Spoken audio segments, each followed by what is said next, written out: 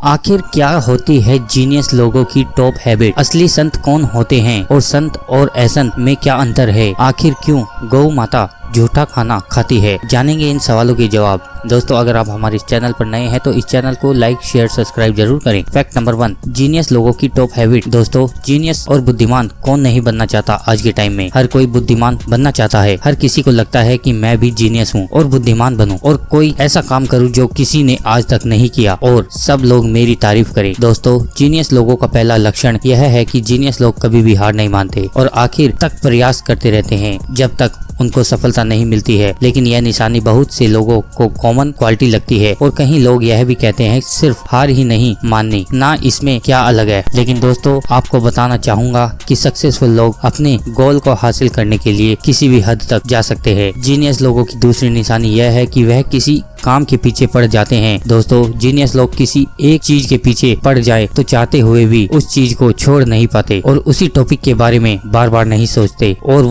वो ही एक टॉपिक उनके लिए सिग्नल है, बाकी सब नॉलेज है। दोस्तों, जीनियस लोगों को एक और क्वालिटी है कि वो अपनी लाइफ को जूम इन और जूम आउट इन दोनों को करके सोचते हैं। और दोस्तों, नॉर्मल इंसानों की लाइफ क्या होती है? वह सुबह उठेगा, ब्रेकफास्ट करेगा, बच्चों को स्कूल छोड़ता है और 9 से 5 की जॉब करता है और शाम को घर आकर 6 से 7 टीवी देखता है और रात को डिनर करके सो जाता है। फैक्ट नंबर 2, असली संत कौन है? आज भारत भूमि में चारों ओर बाबाओं, लालची मठाधीशों और अपने आप को संत कहने वाले मक्कार लोगों की भीड़ है। ऐसे में असली संत की पहचान करना मुश्किल काम हो जाता है। यही कारण है कि भारत की भोली भाली जनता मक्कार बाबाओं के चक्कर में फंसकर अपनी संपत्ति एवं परिवार खो बैठती है। वैसे तो संत के लक्षण बहुत साफ होते हैं। जो व्यक्ति पराई संपत्ति और पराई स्त्री से दूर रहता है, जो झूठ नहीं बोलता, जो दूसरों की भलाई करना अपना धर्म समझता है, किसी से कड़वा वचन नहीं बोलता, किसी का गलत नहीं करता, वह असली संत है। फैक्ट नंबर 3, भगवान राम ने हनुमान जी को क्यों दिया था मृत्युदंड? हनुमान की भक्ति के बारे में सब जानते हैं। वो प्रभु राम के सबसे बड़े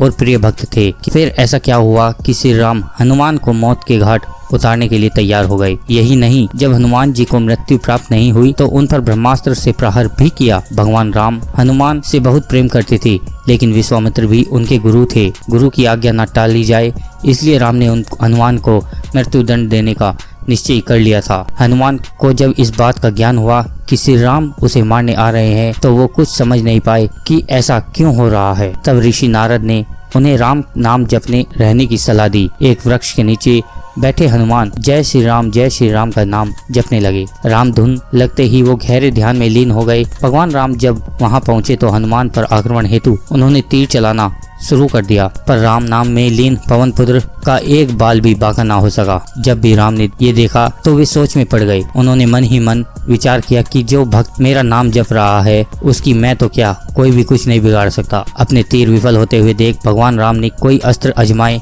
पर हनुमान के आगे सब विफल ही रहे, क्योंकि श्री राम को अपने गुरु के वचन का पालन करना था। भगवान राम ने ब्रह्मास्त्र का प्रयोग किया। भगवान राम का नाम जपते जपते हनुमान पर ब्रह्मास्त्र का भी कोई असर न हुआ। पृथ्वी पर प्रलय जैसे संकट बनते देख नारद विश्वामित्र के पास गए और सब सच बता दिया। इसके बाद विश्वामित्र ने राम को वचन से मुक्त कर दिया और देव ऋषि नारद ने ये सिद्ध कर दिया कि राम नाम स्वयं भगवान राम से भी ज्यादा शक्तिशाली है। फैक्ट नंबर 4, आखिर क्यों गौ माता झूठा खाना क्यों खाती है? दोस्तों, ये एक छोटी सी कथा है। दोस्तों, क्या आपने कभी ध्यान दिया है कि भोग लगने या फिर घर से रोटी मिलने के बाद भी गाय को कूड़े के ढेर में या फिर झूठन खाते हुए दिख जाती हैं? आखिर ऐसा क्यों? तो आज हम लोग इसी के बारे में बात जानेंगे कि क्यों गाय पूजनीय पशु होने के बावजूद भी झूठे खाने पर मजबूर होती है। तो चलिए जानते हैं। दोस्तों, एक छोटा सा फैक्ट है। एक बार माता पार्वती ने तीज के दिन एक व्रत रखा था और जब माता पार्वती के व्रत खोलने का समय आया तो भोलेनाथ ने मजाक करने की सोची।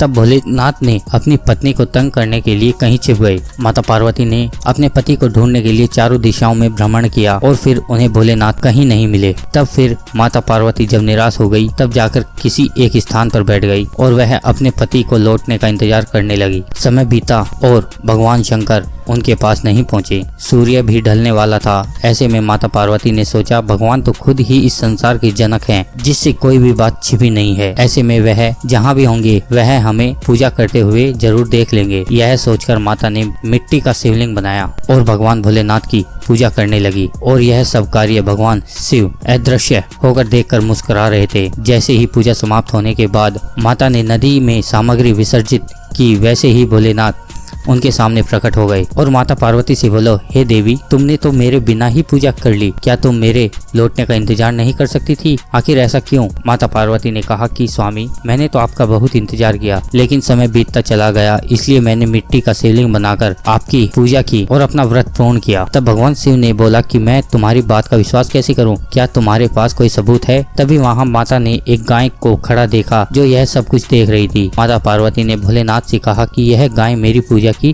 साक्षी है, आप इससे भी पूछ सकते हैं। लेकिन वह गाय भी भगवान शंकर के साथ मिली हुई थी। तब महादेव ने उस गाय से पूछा कि ये सच बोल रही है? तब गाय ने भी भगवान शिव के साथ उत्तर देते हुए ना में सर हिला दिया। तब महादेव ने हंसते हुए माता पार्वती से कहा कि मैं मजाक कर रहा था और उन्हें सत्य बता दिया। तब माता पार्वती ने गाय को श्राप देते हुए कहा कि जिस तरह आज तुमने झूठ बोला है, उसी प्रकार संसार में तुझे झूठन खानी पड़ेगी। तुझे कितना भी अच्छा भोजन क्यों ना मिल जाए, फिर भी तुम हमेशा झूठन के पीछे ही भागोगी। दोस्तों, इसलिए आज भी कलयुग में हमें गाय जहाँ भी मिल जाती है, कूड़े में, घर के बाहर, सड़क पर, वह झूठन ही खाती है। दोस्तों, आपको यह हमारी वीडियो कैसी लगी? इस वीडियो को लाइक, शेयर, सब्सक्राइब जरूर करें।